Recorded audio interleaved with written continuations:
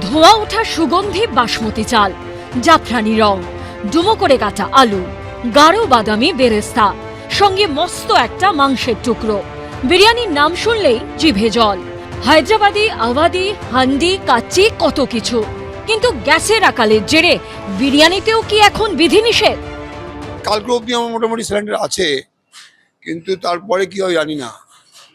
আর বিরিয়ানি তো আমার কাঠেও সঙ্গে গ্যাসও লাগে আমার, কিন্তু অনলি যখন গ্যাস পাচ্ছি না তখন একটু স্পিড প্রোডাকশনটা, যে ফাস্ট প্রোডাকশনটা কমে যাবে।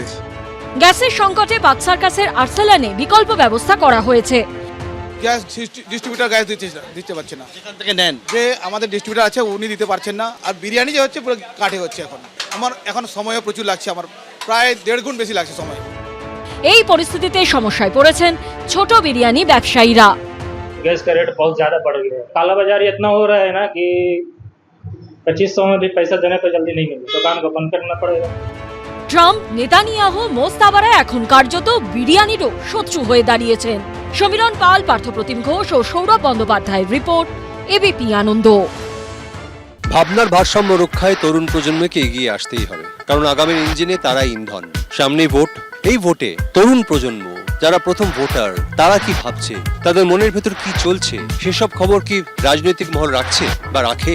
চলুন দেখি এই হাওড়া মধ্য বিধানসভা কেন্দ্রে জেনজি বলছে কি।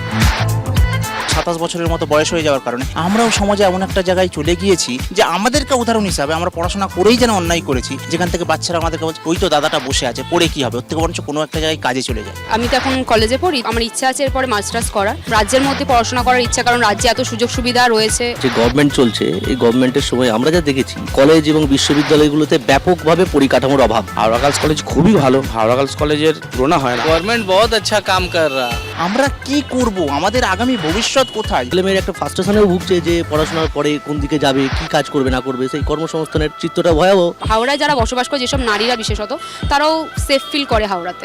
যে কোনো ধরনের পার্সপেক্টিভে যে কোনো মানুষ তার পয়েন্ট অফ ভিউ, দৃষ্টিকোণ থেকে যে কোনো কথাবার্তা বলতে পারেন। একটা নিশ্চিত কাজের জায়গা কিছু আছে। যেহেতু ছাত্ররা বিপন্ন, অবশ্যই ছাত্র সমাজের মুখ খোলা উচিত বলে আমরা মনে করি। আগে যেরকম অনেক ধরনের সমস্যা হতো, মেয়েরা বলুন রাত্রিরে বেরোতে তাদের খুব প্রবলেম ফেস করতো, সেই সব প্রবলেমগুলো এখন আর সেই রকম ভাবে নেই। কিছুদিন আগে আমি এবং আমার পরিবারের অনেকজনই যখন শরীর খারাপ হয় তখন আর আমাদের ভাবতে হয় না, আমরা সঙ্গে সঙ্গে আমরা চলে যাই হাওড়া হসপিটালে। দিদি আসার পরে অনেক উন্নয়ন হয়েছে। लक्ष्मी भंडार है, जुबो साथी है। लक्ष्मी भंडार खुद मेरे घर के माँ बहनों को मिल रहा है। जुबो साथी का फॉर्म मैंने खुद अप्लाई किया है। ये तो बहुत अच्छा चीज है। কাজ খুঁজবে সেইটাও সে পাচ্ছে না, যার জন্য এই 1,500 টাকা বড় জোর ফোনের খরচটা 350 টাকা বা 400 টাকায় ফোনের খরচটা চলতে পারে, কিন্তু ভবিষ্যতের জন্য, জীবনের জন্য, জীবন ধারণের জন্য কি এটা চলতে পারে? হাল বুঝেই হাওয়া মাপছে হাওড়া। আজকের তরুণ প্রজন্ম আর ওই হাওড়ার বড় ঘরের নিচে দাঁড়িয়ে প্রতীক্ষায় থাকার পাত্র নয়। সময় বদলেছে, চলতে কা নাম জিন্দেগি। মধ্য হাওড়া বিধানসভা কেন্দ্রের পর আবার অন্য কোথাও, অন্য কোনো কেন্দ্রে গিয়ে আমরা শুনবো জেনজি বলছে কি। আর আপনারা দেখতে থাকুন এবিপি আনন্দ। এবিপি আনন্দ, এগিয়ে থাকে, এগিয়ে রাখে।